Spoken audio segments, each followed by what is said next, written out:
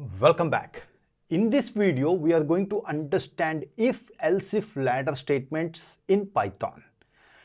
So in our previous classes, we discussed about nested if. Please watch those classes and come back here. Coming to this, we take an example and understand how it is going to be executed. This understanding is very important because according to this execution flow, you have to build your logic. So let's try to understand this. Let's take percentage is equal to 60. Suppose you got a percentage of 60. If this condition is true, if P means percentage, shortcut we have written P greater than or equal to 80. If you got above 80%, print A grade. So how it is going to execute? If this condition is true, execute the body of this if. Here we have written only one line.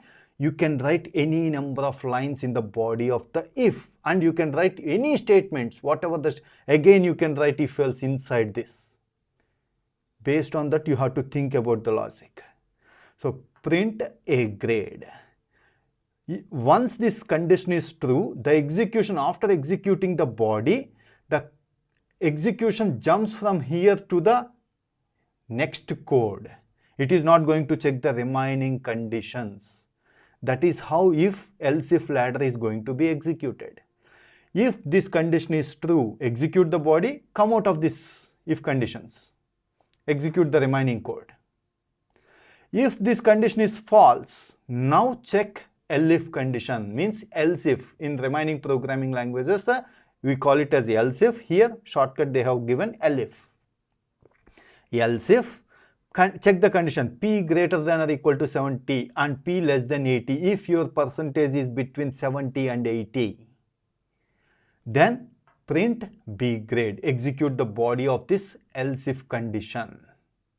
Here we have written only one line. You can write any number of lines. If it is true, execute this body, come out of this and execute the remaining code.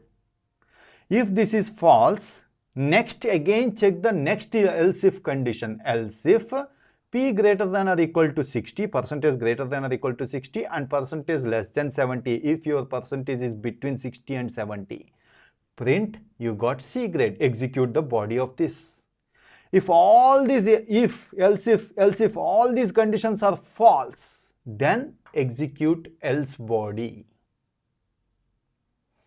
So when we are going to else statement, if all these else if all these are false, then only it will go to else body. Otherwise, wherever the condition is true, execute the code and come out of this if statements. If else if ladder, come out of it and execute the remaining code. If there is some other code below this, execute that. Hope you got good clarity about if-else-if ladder, how it is going to execute. If you have any questions regarding the concept, please post your questions in the comment section below. Thanks for watching. If you haven't subscribed to our channel, please subscribe to our channel and press bell icon for the latest updates. Thank you.